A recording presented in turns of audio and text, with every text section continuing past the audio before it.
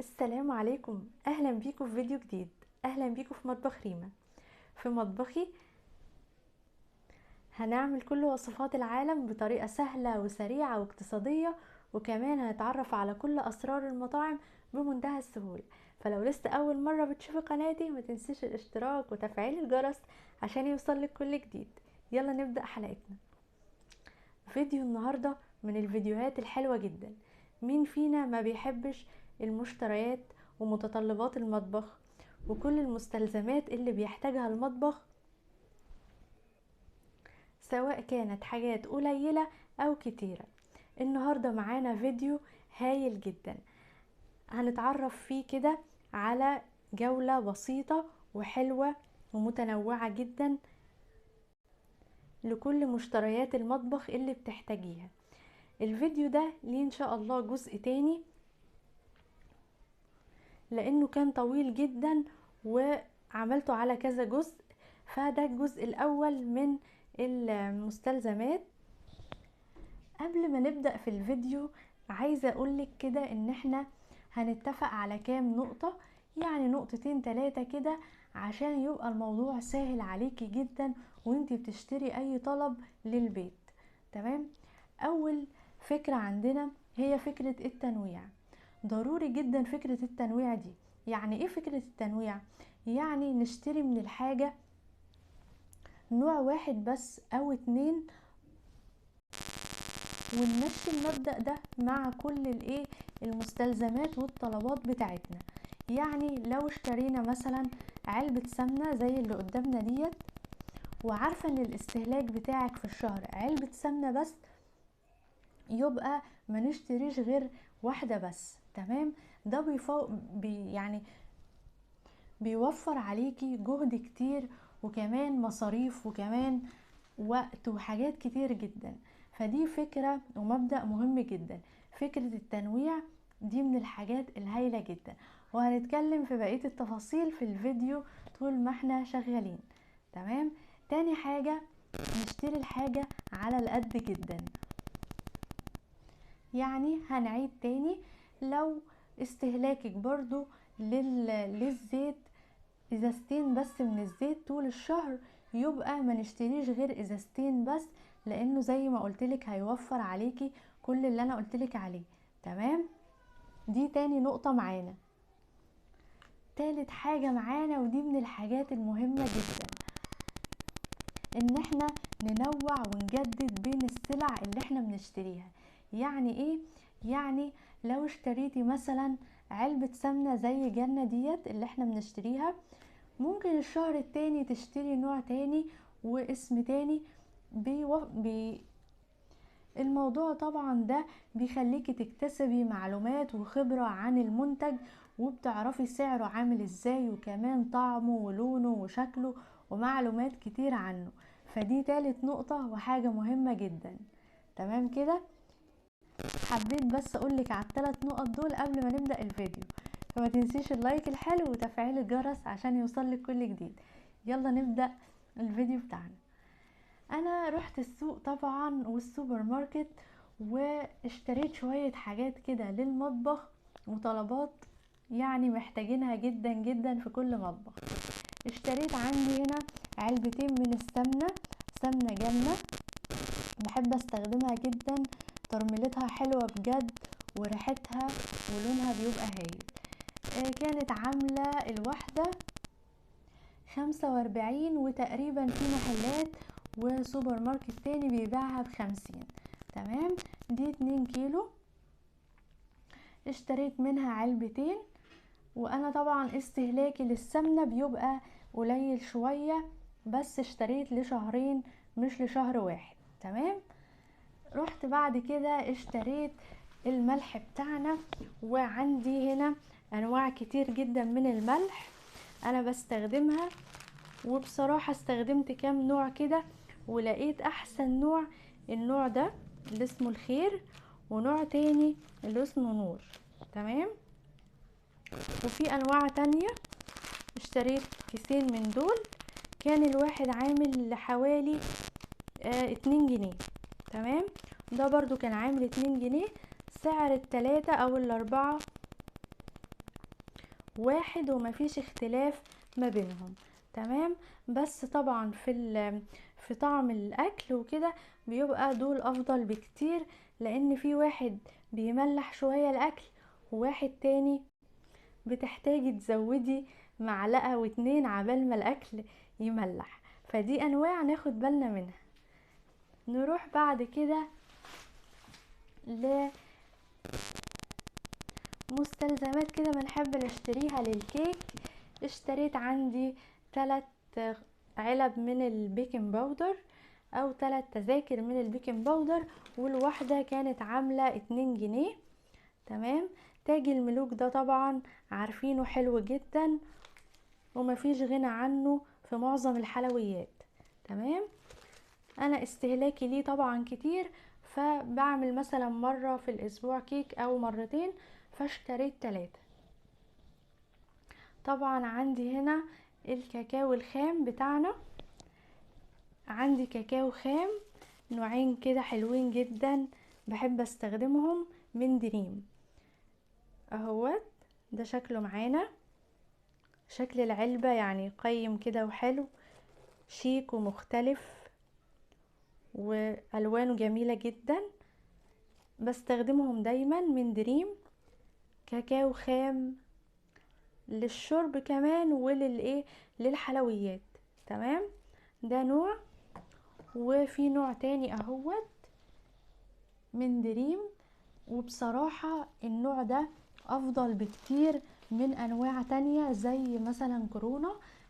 لو عارفين كورونا هو للشرب ايوه، بس ايه لو بنقارن دريم بكورونا، طبعا انا بفضل دريم بكتير، لانه في اللون والطعم والريحة بجد ايه قوي جدا. تمام. فانا بفضل النوع ده طبعا عن كورونا. تمام. نروح بعد كده لللبن او الحليب. عندي حليب جهينة، حليب المراعي. الازازة دي لتر، عاملة 16 جنيه. تمام. في محلات طبعا بتباعها ب18، وفي سوبر ماركت بيباعها ب18. فالمكان اللي انا جبت منه كان بيباعها ب16. تمام كده. بعد كده هيبقى معانا طبعا، نيجي بقى للحاجات الأساسية جدا في المطبخ عندنا. مين فينا ما بيحتاجش الرز؟ كل يوم بنحتاج نعمل يا مكرونة يا رز يا عيش. تمام كده. عندي هنا طبعا استهلاكي للرز عالي شوية، فجبت 3 كيلو من الرز. تمام. سعر الكيلو عامل 20 جنيه. ده طبعا بالاسعار الجديدة. في طبعا اسعار تانية 22 و18، ففي الرينج ده يعني الكيلو ده عامل 20. تمام. جبت 3 كيلو رز. الميزانية اللي انا بقولك عليها ديت ميزانية 300 جنيه هتجيبلك كل الطلبات اللي قدامنا دي. احنا لسه ما كملناش الفيديو، بس ما تنسيش اللايك الحلو واعملي اشتراك في القناة وفعلي الجرس. نكمل حلقتنا.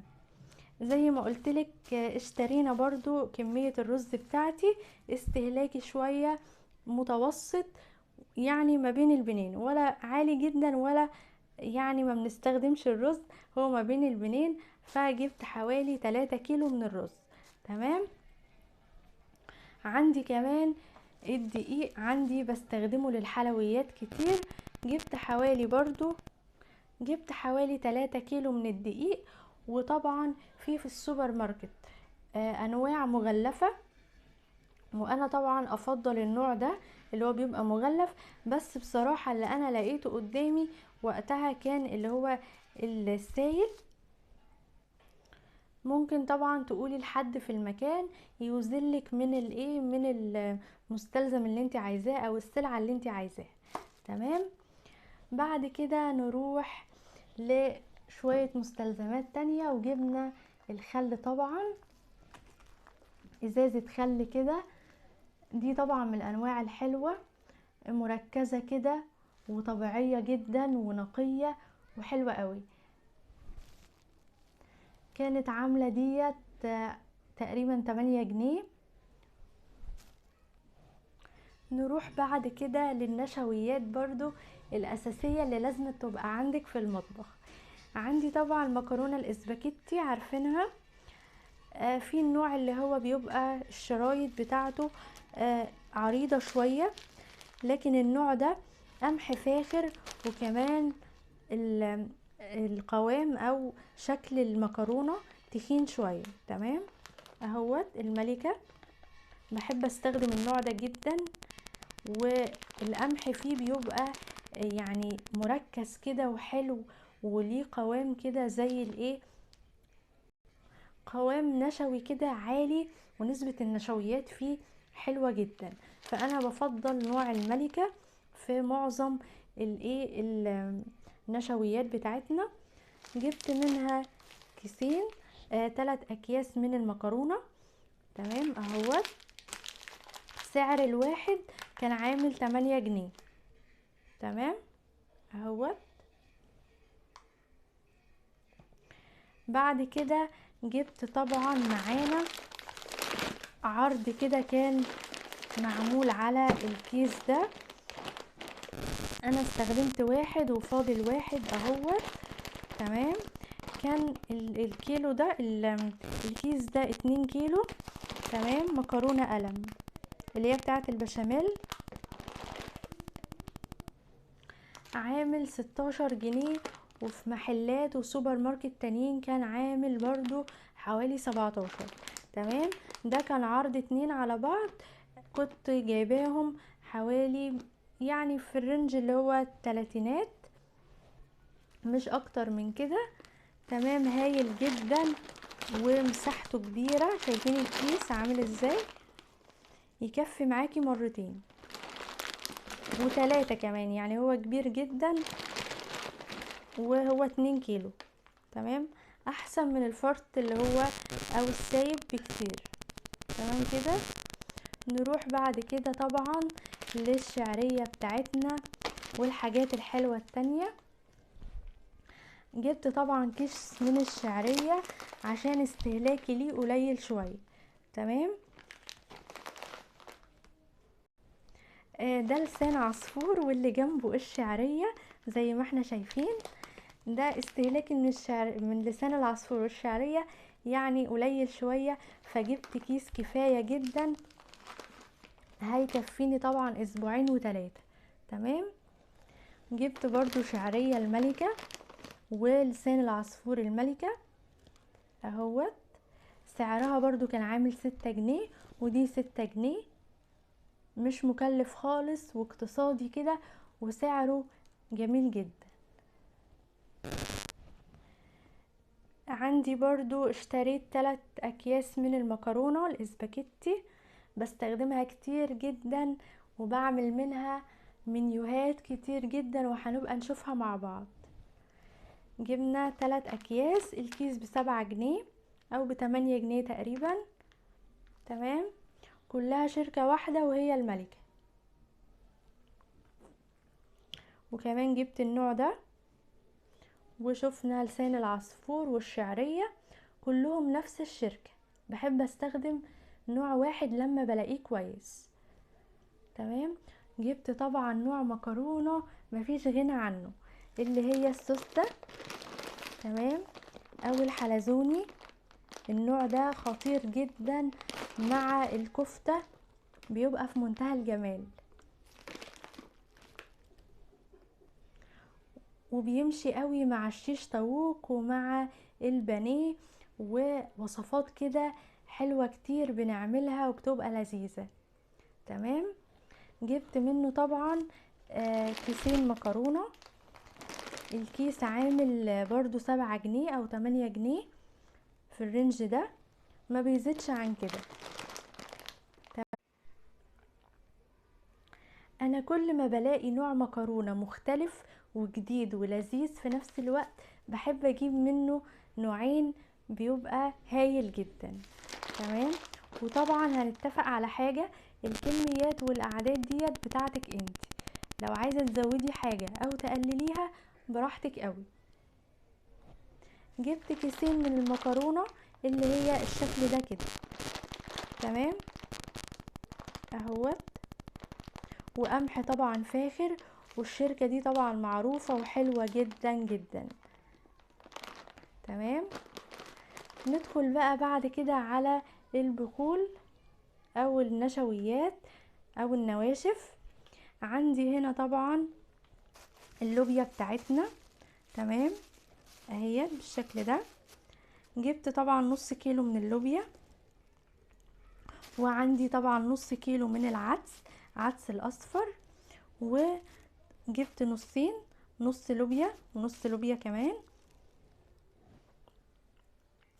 نص اللوبيا كان عامل حوالي 16 او 17 في الرينج ده، يعني مش اكتر من كده، زيه برضو زي العدس، السعر بتاعه موحد، تمام. جبت طبعا نصين من اللوبيا زي ما احنا شايفين كده، تمام. وكمان العدس اللي عندي عدس اصفر، وجبت كمان فاصوليا بيضة بالشكل ده كده، حوالي نص كيلو من كل حاجة. في طبعا بيبقى مغلف، ممكن تشتريه من عند المحل العلاف او المحل اللي هو بيبقى فيه بقوليات وكده والنشويات ديت. ممكن عايزة نص، عايزة كيلو، عايزة ربع، براحتك جدا، بيديك اللي انت عايزاه. اشتريت لوبيا وفاصوليا وعدس اهوت بالشكل ده كده. دي اكتر حاجات انا بستخدمها طول الشهر. زي ما قلتلك في فيديو وجزء تاني للمشتريات ديت كتيرة جدا، اكتر من دي كتير جدا، حاجات فعلا يعني مستلزمات للمطبخ كلنا بنحتاجها، سلسلة كده طويلة بس بجد ممتعة جدا. لان فيديو النهاردة اتعرفنا كده على ميزانية ب300 جنيه، هتجيبي كل حاجة انت عايزاها في المطبخ. وزي ما اتفقنا عفوا، الكميات هنا حسب الحاجة بتاعتك وحسب امكانيتك طبعا، تمام. بمعنى ايه؟ ان احنا زي ما قلتلك اول الحلقة، نشتري الحاجة على قدنا وعلى قد استهلاكنا واستخدامنا، ولما تخلص ان شاء الله تبقى نجيب تاني، مفيش اي مشكلة خالص. بالطريقة ديت هتعرفي دايما تمشي الشهر معاكي وما يحصلش فيه اي دروب او مشكلة، وهتلاقي كل حاجة متوفرة عندك وبزيادة جدا جدا، تمام. ميزانية 300 جنيه بسيطة وسريعة وسهلة في ترتيبها كده وافكارها جدا، تمام. ناخد كده جولة بسيطة ونعرف احنا اشترينا ايه. اهيت نشويات والبقول بتاعتنا، انواع مكرونات مختلفة، وطبعا حاجات ديت، وطبعا الحاجات اللي احنا دايما بنستخدمها كل يوم، كاكاو وسمنة وسكر وبيكنج باودر ولبن وخل والملح والرز والمكرونة، وعرفنا كل تفصيلة في الفيديو. اتمنى بجد فيديو النهاردة يعجبك، وما تنسيش طبعا اللايك الحلو للفيديو وفعلي الجرس عشان يوصلك كل الفيديوهات، واستني طبعا الجزء التاني من الفيديو ده فيه افكار مختلفة كتير، واستنيني في فيديوهات احلى واحلى من مطبخ ريما. سلام.